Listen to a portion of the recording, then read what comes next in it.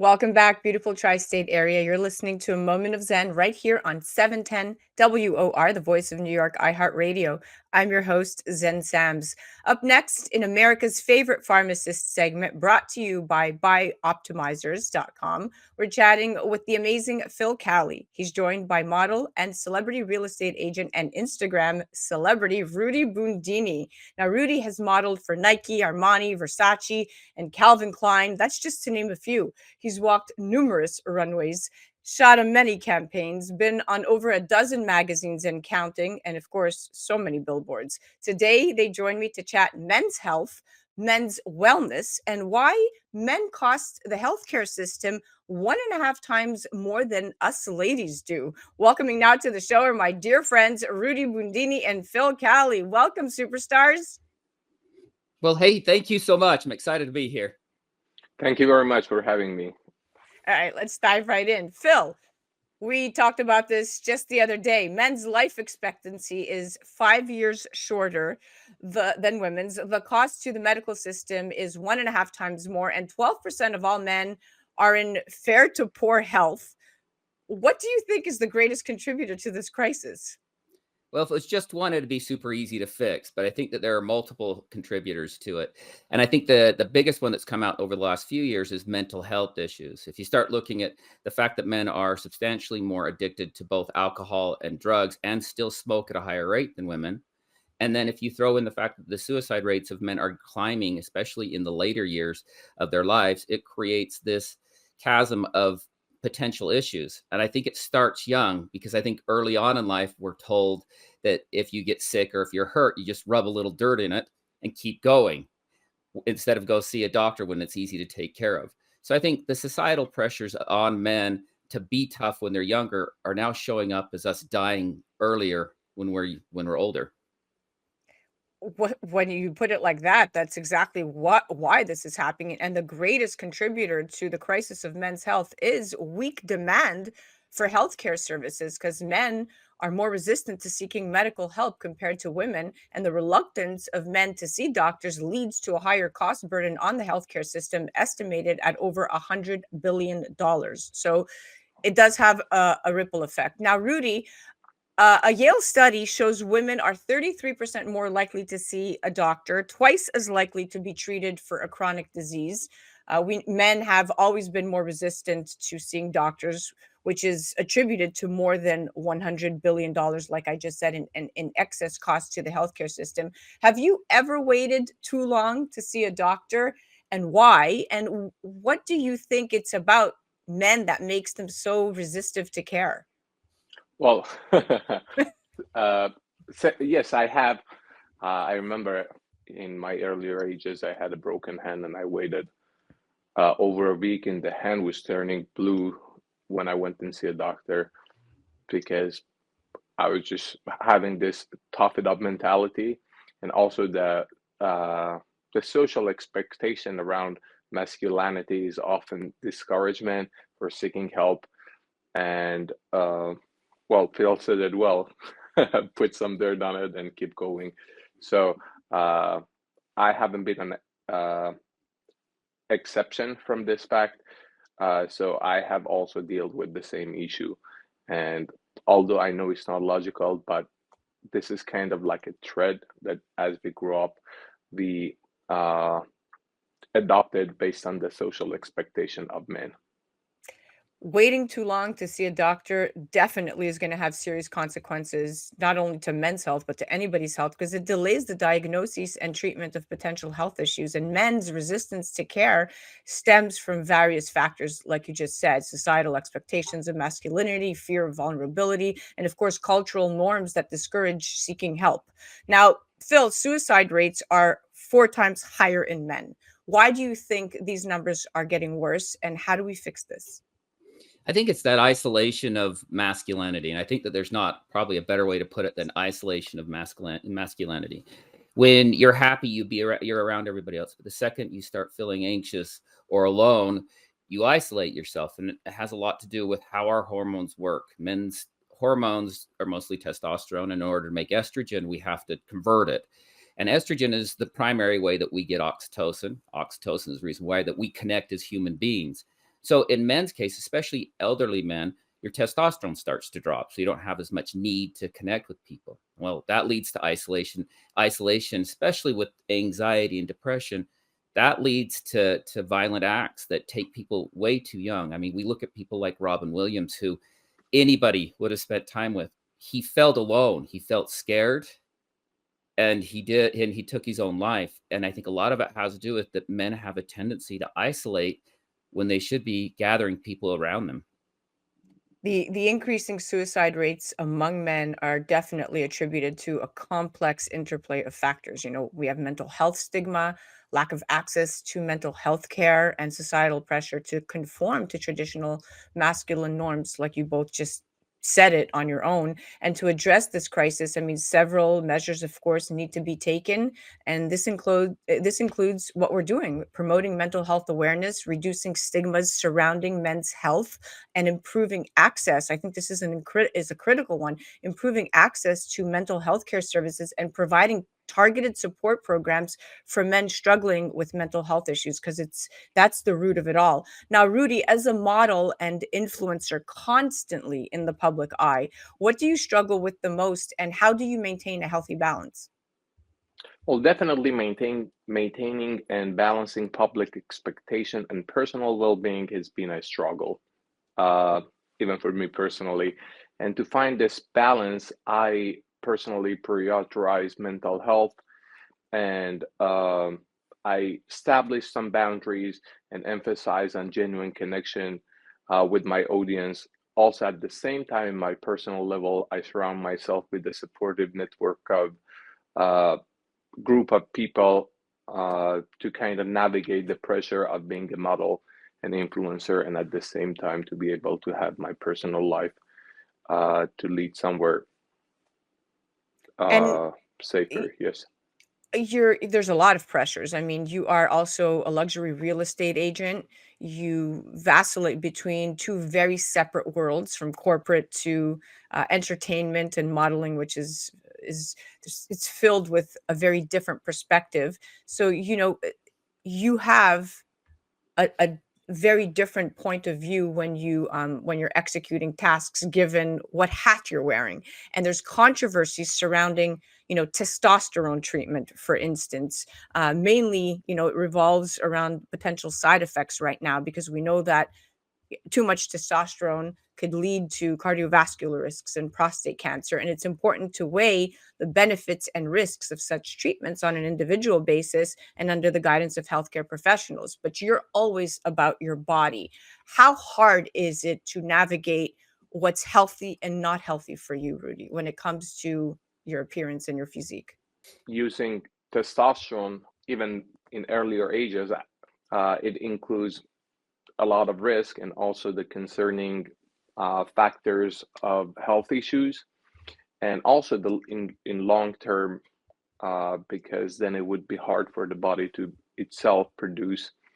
Uh, Also, but I am not talking about using it logically and under control and advice of a doctor. Just uh, I'm more talking about abuse and misabuse of testosterone for performance enhancement that raises also ethical questions.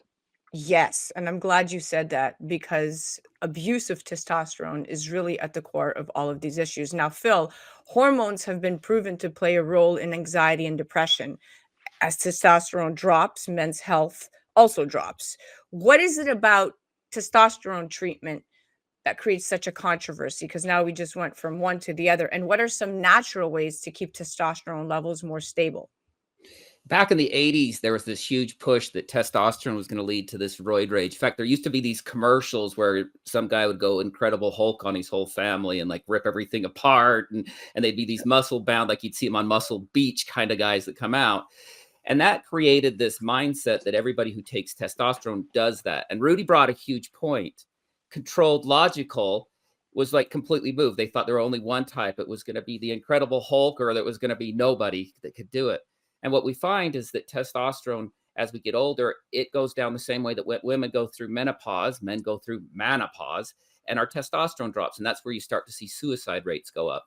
So when you work with your doctor or your pharmacist, when you work at logical doses, they keep that underneath control. So you get to have your testosterone. You don't have to see that drop, and you still connect with people around you.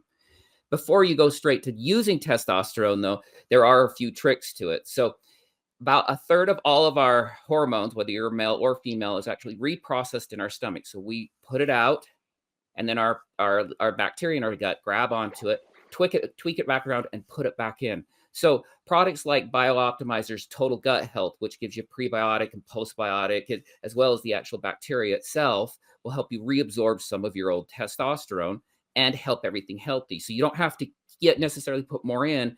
It'll be like, we'll just put a better way to filter it and get a lot of it back. And then including magnesium and zinc, those things also help you to utilize the testosterone you have at the highest amount. And anybody who works out as much as Rudy does, he could tell you pretty easily, if your gut health isn't good, you can't lift and you can't run and you can't work out. And then having enough testosterone for your zinc and your magnesium, your multivitamins also are essential in both of those things. But I think the whole idea that it first came up that we were all going to turn into these monsters with a little bit of testosterone really missed the point. And now a lot of studies are showing responsible low dose use extend out men's life, help with cardiac health, give them more lean muscle, and improve their quality of life. Amazing.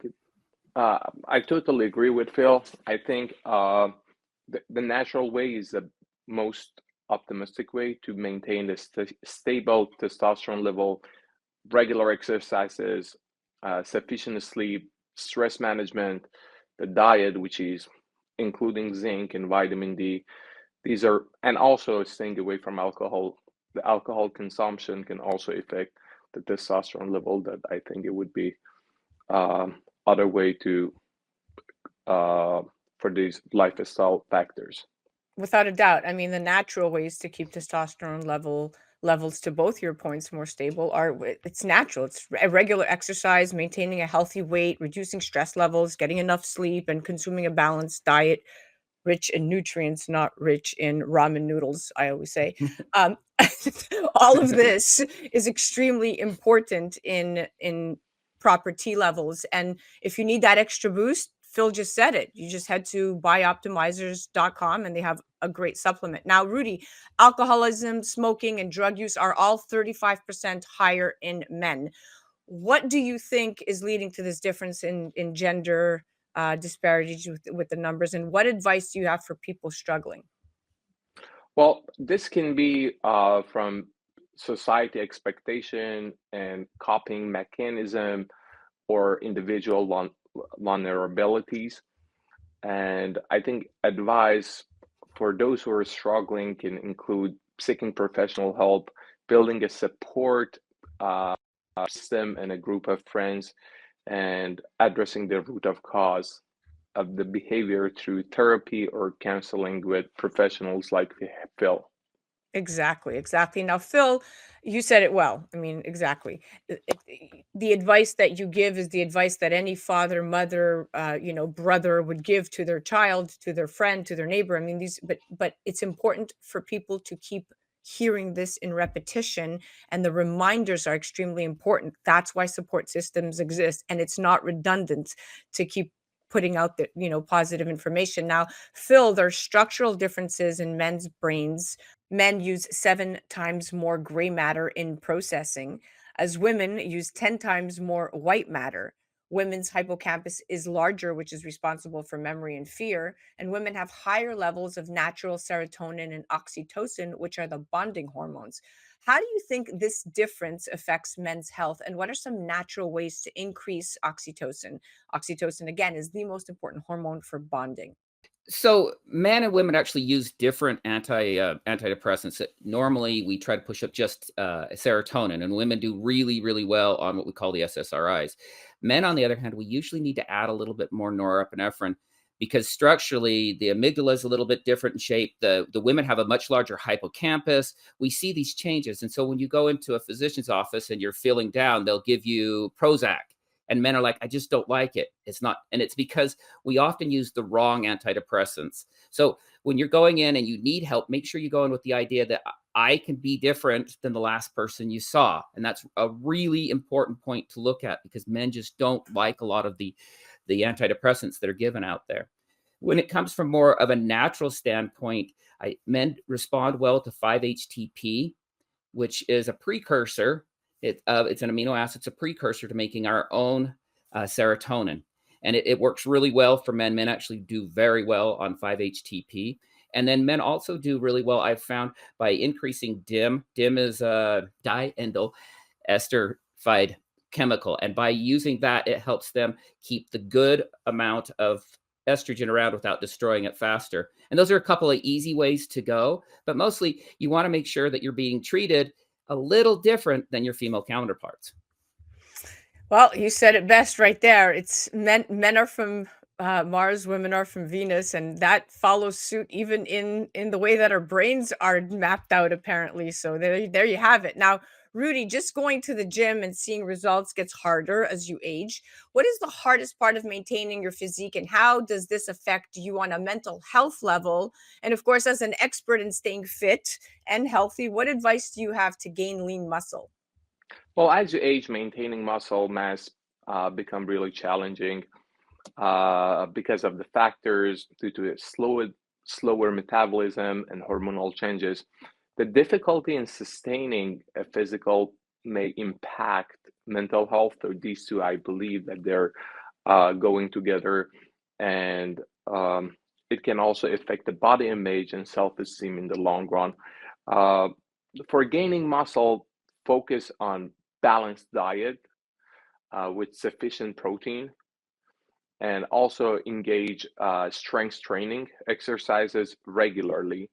I recommend at least 4 times a week, and prioritize proper rest, recovery, and consider consulting with a fitness professional uh, or for personalized guidance based on your uh, ability and based on your individual factors. Because consistency and practice are keys. There you go. There you have it.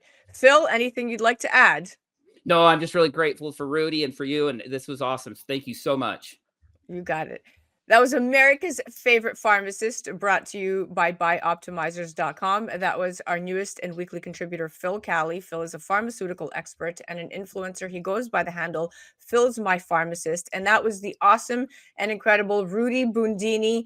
And you can definitely check out Rudy on the gram at Rudy Bundini. You can also check him out at Rudy Bundini_real estate. You're listening to A Moment of Zen right here on 710 WOR, the voice of New York, iHeartRadio. We'll be right back after this.